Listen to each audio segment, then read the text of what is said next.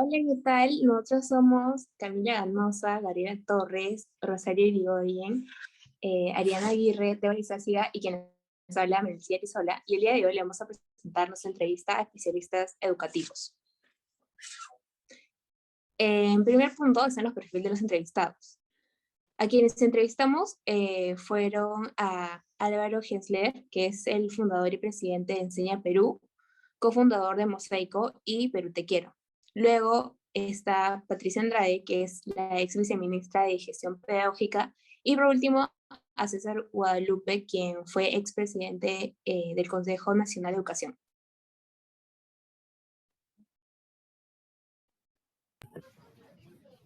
Bueno, en el cuestionario planteamos una serie de preguntas y la primera es, ¿cuál es su opinión con respecto al desarrollo de la calidad educativa en el país y qué recomendaciones brindaría? Como justificación pusimos, queremos conocer la opinión de los referentes sobre el desarrollo de la calidad educativa en el país. Asimismo, buscamos indagar a profundidad en los conocimientos de los referentes, por lo que también pedimos que compartan sus recomendaciones. Evidentemente, estas nos ayudarán a conocer la realidad del país y las posibles soluciones que se podrían implementar. Como segunda pregunta, planteamos cómo generar un sentido de urgencia para poner a la educación en la agenda no solo del Minedu, sino en la agenda del país. Consideramos que la educación es indispensable y debe ser una prioridad en cualquier agenda. Es por ello que queremos saber los lineamientos que nuestros entrevistados plantean para lograr un proceso significativo en la educación peruana. Como tercera pregunta tenemos, ¿qué opina sobre el proceso de evaluación educativa en nuestro país? ¿Considera que es el adecuado? ¿Por qué? Es necesario conocer el punto de vista de cada uno de los especialistas con respecto a la calidad educativa en el país, puesto que sus distintas opiniones nos da una mirada más amplia sobre la realidad educativa. En esta pregunta se trata de hacer un enfoque al tema de evaluación de los conocimientos en las escuelas y si consideran que deberían hacer un cambio o no. Como cuarta pregunta tenemos, ¿cómo consideras que se debería evaluar la calidad educativa? ¿Qué se tiene que tomar en cuenta? En esta pregunta nos queremos enfocar en cómo los entrevistados perciben la calidad educativa dentro de los diferentes contextos en los que se especializan. Es importante conocer su opinión, ya que nos brindará una visión más amplia y clara sobre lo que se debe de hacer para mejorar e impulsar la educación en el Perú. La quinta pregunta es, ¿cuáles son los límites y posibilidades de evaluaciones de aprendizaje a escala regional dentro del país? Bueno, hacemos esta pregunta con respecto a las evaluaciones que son un tópico fundamental para notar la calidad de aprendizaje. Conocer los diversos puntos de vista de los entrevistados nos brindará un mayor enfoque, ¿no? Más acertado sobre cuál es la mejor opción para abarcar la diversificación dentro de nuestro país. Luego, en la sexta pregunta es, ¿cómo mejorar la calidad educativa de las escuelas rurales? Con esa pregunta queremos saber específicamente cuáles son las deficiencias en las escuelas rurales para que a partir de ello, cómo se pueda mejorar su calidad. Y además podemos saber en qué debemos enfocarnos para que esta calidad mejore aún más con el tiempo. Luego viene la séptima pregunta, que es, ¿qué papel cumplen las pruebas estandarizadas como PISA, TERCE y censales para la mejora de la calidad educativa? ¿Consideras que las pruebas deben ser censales o muestrales y por qué?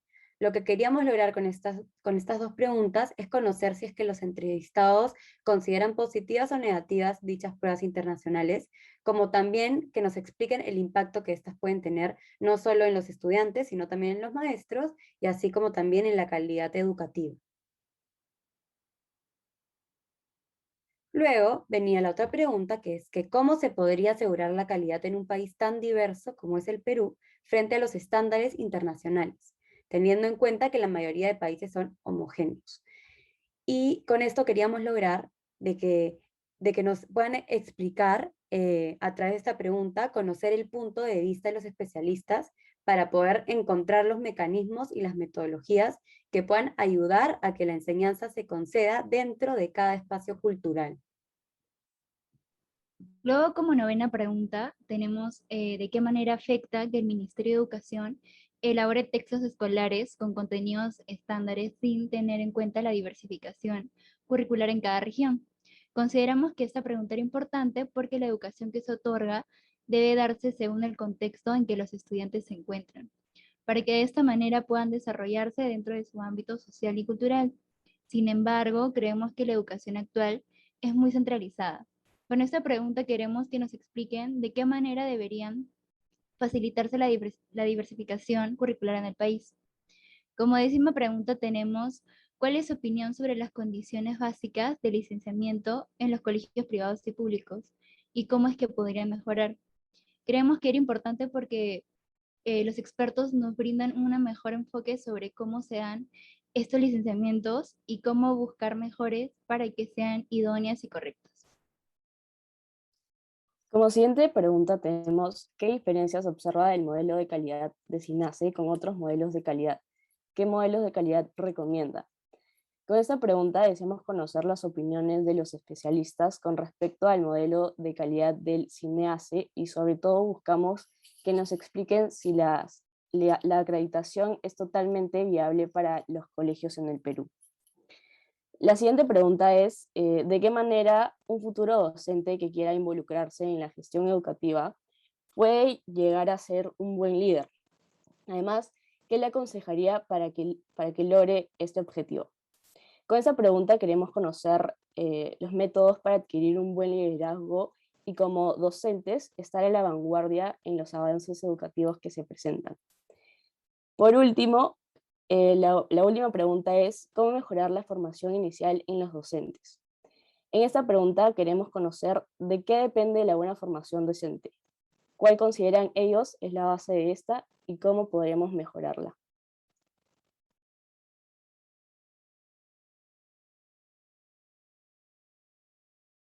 Bueno, ahora en el análisis de cada pregunta, empezando por la opinión de la calidad educativa, lo que logramos recolectar de Álvaro Hensler es que la calidad educativa solo se alcanza cuando cada niño logra encontrar su propósito o encontrar su camino y no pensar que una limitación o barrera lo frene para poder llegar a eso. La motivación y cada característica que lo conforma es necesaria para poder lograr este camino y es importante tener ciertos estándares para poder apoyar a cada niño a que pueda desarrollar su talento y permita desarrollar todo su potencial y sus capacidades.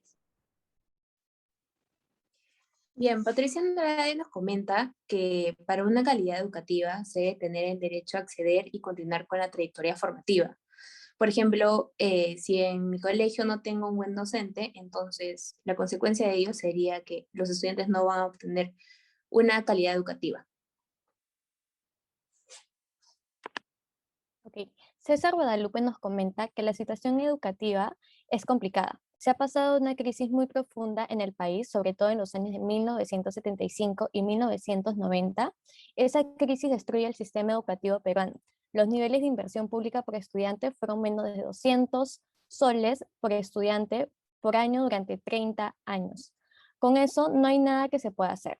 A partir de 1995 hay unos intentos de reforma que son los que configuran toda la política educativa del Perú de los últimos 25 años, permitiendo unas mejoras. Y es que los niveles de inversión son más altos, los niveles de conclusión de estudios son más altos, los niveles de aprendizaje son más altos, entre otros. Además, todo lo que se ha hecho por mejorar se ha centrado en unos ejes de política y eso ha generado descuidos. Un sistema inequitativo, segregado, la formación inicial de los docentes es una desgracia y eso se suma al hecho que ya salimos de la crisis de los 2000. Sin embargo, la mayor parte de la población adulta peruana tiene dificultades de lectura, uso de números, entre otros, ya que los adultos peruanos se educaron masivamente cuando el sistema educativo era una desgracia. Por ende, nuestro sistema avanza, pero de a poquitos, puesto que estamos organizados de una pésima manera. Es un sistema centralista y que evidentemente no funciona.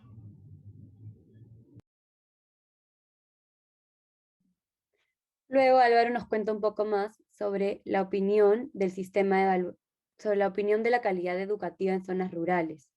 Nos dice que no importa el lugar en donde crezcan o estés, porque todos tienen la capacidad y el derecho de aprender lo que se propone. El profesor y el espacio de aprendizaje deben ser los adecuados para poder potenciar al niño hacia su propósito, que es tener una buena educación. Bien, Patricia Andrade nos comenta que, bueno, ella considera que se debe dar un proceso de reordenamiento educativo para este ámbito rural, debido a que le da un mal uso de los recursos y también deben formar docentes que estén preparados para la diversidad. César Guadalupe nos comenta que hay muchas cosas que se deben de tomar en cuenta. No basta con tomar 2 pruebas. Para empezar, hay que modificar el sistema de evaluación de aprendizaje para que mida más cosas. Mida ciudadanía, mida autonomía, que mida capacidad de juicio crítico y que mida una cosa a base de todo esto es que no estamos midiendo porque no entendemos el problema que es la competencia lingüística. Algo que ejemplifica bastante es que hay que ir midiendo una cosa muy básica, es mirar el nivel de competencia lingüística, porque además, si no se desarrolla la competencia lingüística, no se va a desarrollar el pensamiento crítico, no se tendrá una lengua para elaborar una idea que sea más compleja. Se tendría que mirar cosas como estas y cosas que trataremos de ver, como inequidad, segregación y problemas más complejos que existen en nuestra educación hoy en día.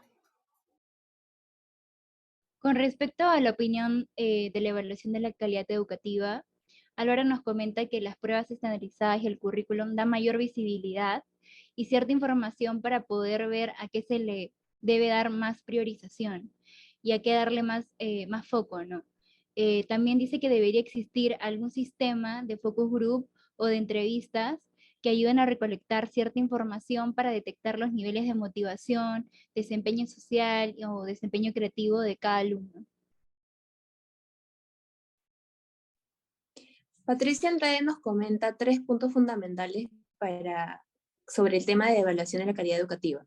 El primero es que necesitamos sostener una mirada sistémica, debido a que el país es muy diverso y el sistema educativo debe ir variando con el tiempo. El segundo punto es que se debe entregar un servicio adecuado a las necesidades de los sujetos. Y el tercer punto es el factor clave que viene a ser los docentes. Necesitamos sostener un proceso, asimismo, de la formación desde el inicio de cada docente. César Guadalupe nos comenta que las pruebas estandarizadas sirven para evaluar el sistema educativo, no para evaluar a las personas. Una prueba de 30 minutos no sirve para evaluar a un niño. Esto que se tenía claro en 1996, cuando la idea era que el sistema de evaluación produjera información sobre el mismo sistema y su desempeño, y no sobre los estudiantes, ya que dar información sobre ellos solo le puede hacer su profesor, que lo ve todos los días. Esa evaluación continua es la que importa. En el año 2006 a 2007 se produjo una alteración en el sistema y se crearon las evaluaciones censales, sobre la base de una idea equivocada, la cual es que si los padres comienzan a recibir información sobre el desempeño de sus hijos, van a empezar a presionar a las escuelas para que mejore. Claramente, esa es una idea equivocada, por la presión de los padres no se va a mejorar un sistema educativo que no tiene cómo mejorar, es decir, no tienen los recursos adecuados. Adicionalmente, cuando se genere una prueba estandarizada, se tiene que medir varios aprendizajes. Y claramente no se puede tomar una prueba de 40 horas a un estudiante, por lo que se opta a preguntar a varios estudiantes diferentes partes de una prueba. Eso no funciona si se quiere resultados individuales. Y si se quiere tener resultados individuales, con 20 preguntas en 40 minutos, se va a tener un problema técnico, que se llama error de clasificación. Eso está estimado y documentado, solo que nadie las lee. De los 500.000 estudiantes de segundo grado de primaria, el 20 a 30% recibe un informe que está mal hecho.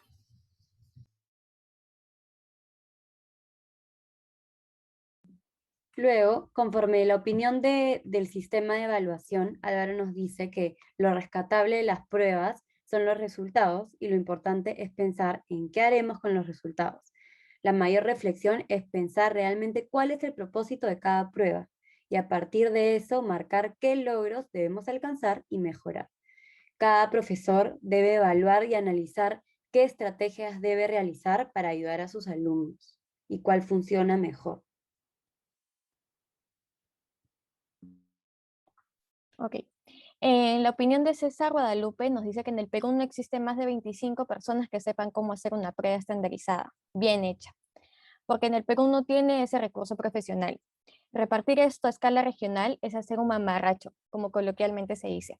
que va a deslegitimar todo. En las pruebas de admisión que se hacen en general no sirven porque hay un cuerpo de gente porque no hay un cuerpo de gente que sepa construir las pruebas. Entonces, si lo van a hacer mal, se puede provocar muchos problemas. Hay métodos para hacerlo, pero que centralizadamente se va a hacer porque no hay muchos recursos. La OMS lo puede hacer bien y hay que apostar por ello.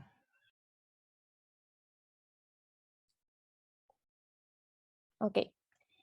Con respecto a las pruebas internacionales, César Guadalupe nos comenta primero que PISA tiene un problema porque no fue diseñada para brindar información sobre el sistema educativo. PISA no sirve desde el punto de vista política educativa.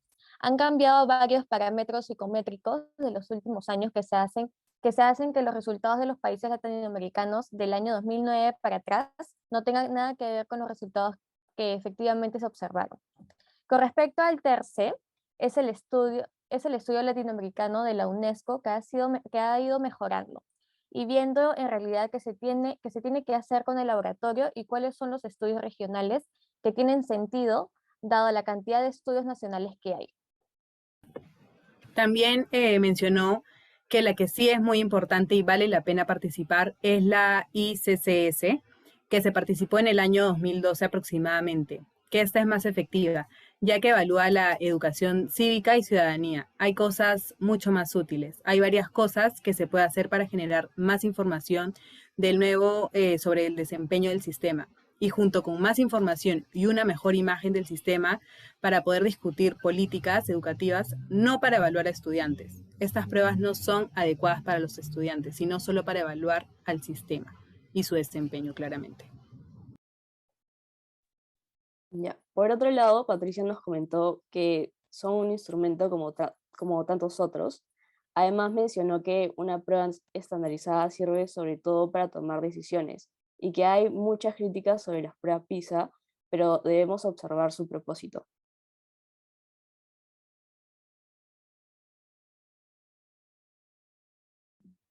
Luego, respecto a la opinión sobre las pruebas internacionales, Álvaro nos dice que no hay que asustarnos porque sirven como un diagnóstico.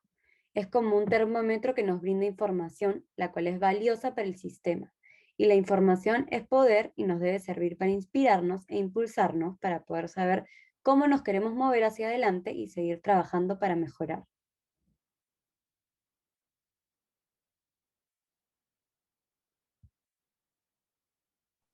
Ok, con el licenciamiento, César Guadalupe nos comenta que aquí hay dos restricciones muy importantes. La primera es que el licenciamiento no es para todas las escuelas, solo para las privadas. Segundo, que la mayor parte del sistema educativo en torno a muchas escuelas muy pequeñas y muy precarias. Las condiciones básicas no son para sancionar, sino para poder generar procedimientos de mejora. Una cosa que tiene que ver con eso es que las condiciones básicas se fijan para hacer un ejercicio que el Estado tiene que saber supervisar. Sin embargo, el Estado puede supervisar lo privado, pero no puede supervisar a sí mismo. Y ahí hay un problema que tiene que ver de nuevo con el centralismo. También si las instituciones educativas, las estatales, también fueran autónomas, sería otra historia. Entonces la supervisión no puede funcionar porque las escuelas son distintas, tienen distinta autoridad y la autoridad no gestiona la escuela.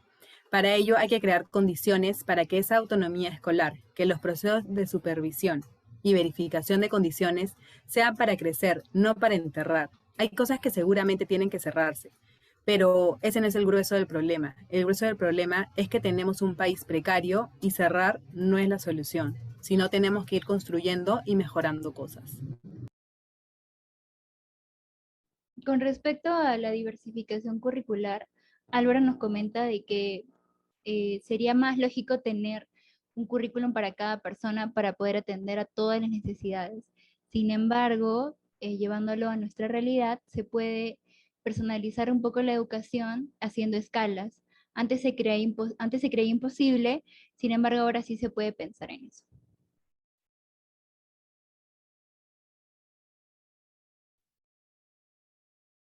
Ya.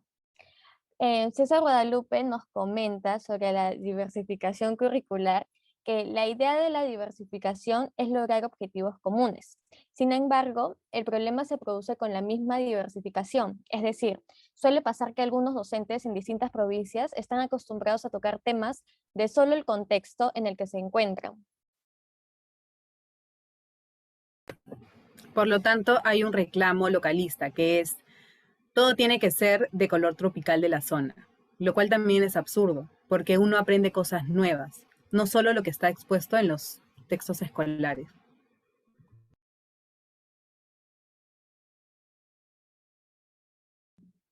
Luego, en la formación docente, Álvaro nos menciona que considera que el docente tiene que cumplir con 3 competencias. La primera es la curiosidad intelectual, en donde nos habla de que siempre hay que tener curiosidad y que es una de las más importantes porque al querer siempre saber y aprender nuevas cosas, va a hacer que el docente también quiera conocer mejor a su estudiante, sabiendo quién es, sabiendo su propósito, etc. Además, el segundo se trata de tener mentalidad de crecimiento, lo que quiere decir que en querer ser mejor persona que ayer, cada vez quiere ser mejor. Y esto se trata de ser auténtico, encontrar la mejor versión de uno mismo, lo cual también te permitirá sobrepasar pruebas y afrontar los problemas y situaciones complejas con las herramientas necesarias. La tercera y última competencia que menciona es la de grit, la cual trata de tener perseverancia para lograr los objetivos que uno se propone y considera que es crucial que un docente debe apasionarse, esforzarse y dedicar su tiempo, lo cual será el poder para alcanzar el éxito. Patricia mencionó que los docentes se forman en institutos y universidades públicas o privadas. Las universidades tienen mayor margen de autonomía en su malla curricular y los institutos van más marcados desde el Minedu. Además, resaltó que la autonomía de los docentes se debe basar en 3 componentes: nivel de gestión con el proceso de licenciamiento, el currículo con nuevos diseños curriculares y por último, los formadores que son docentes de educación básica. Por último, señaló que se debe fortalecer e incrementar el impulso de estos componentes.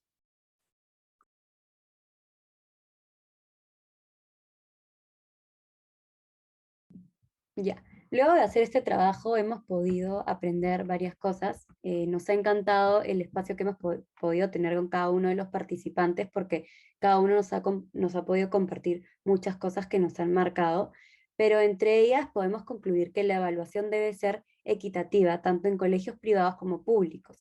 Además, no solo debe enfocarse en los contenidos, sino también en las habilidades intrapersonales, la ciudadanía, autonomía, en los logros significativos de los estudiantes, entre otros. Luego, nos cuenta que las pruebas internacionales dan beneficio a observar en qué nivel es en el que nos encontramos, a diferencia de otros países, lo cual nos va a permitir tener una visión del progreso de la educación de nuestro país. Sin embargo, solo podemos observar los avances o dificultades de manera global, y por lo tanto aquellas pruebas no son las adecuadas para medir de manera personalizada las necesidades de cada uno de los estudiantes, como mencionamos anteriormente. Además, también el sistema educativo que se brinda en las zonas rurales puede llegar a ser enriquecedor si no le dan un mal uso de recursos y enfocarse más en formar a sus docentes para que justamente ellos logren estar preparados ante la diversidad cultural.